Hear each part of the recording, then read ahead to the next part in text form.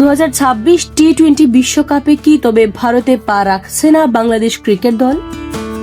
BCB এবং আইসিসির সাম্প্রতিক হাই ভোল্টেজ মিটিং শেষে ম্যাচ শ্রীলঙ্কায় সরিয়ে নেওয়ার গুঞ্জন কতটুকু সত্য এবং গ্রুপ পরিবর্তনের সম্ভাবনা আসলে কতটা প্রবল?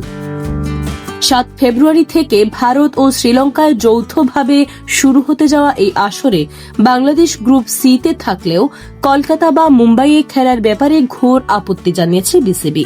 মূলত নিরাপত্তা শঙ্কা এবং সাম্প্রতিক সময়ের কিছু ঘটনা, যেমন মুস্তাফিজের আইপিএল ইস্যু বা সরকারি মতামতের উপর ভিত্তি করে বিসিবি তাদের ম্যাচগুলো শ্রীলঙ্কায় স্থানান্তরের জোরালো দাবি তুলেছে।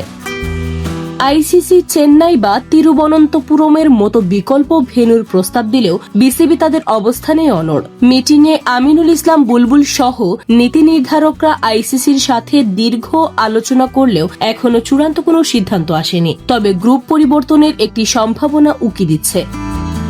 ওয়েস্ট ইন্ডিজ, ইংল্যান্ড কিংবা ইতালির বিপক্ষে বাংলাদেশের এই হাই ভোল্টেজ ম্যাচগুলো শেষ পর্যন্ত কোথায় হবে তা নিয়ে ধোঁয়াশা এখনো কাটেনি। আপনাদের কি মনে হয়, নিরাপত্তার অজুহাতে বাংলাদেশের ভেন্যু পরিবর্তন কি সঠিক সিদ্ধান্ত? কমেন্ট করে জানান।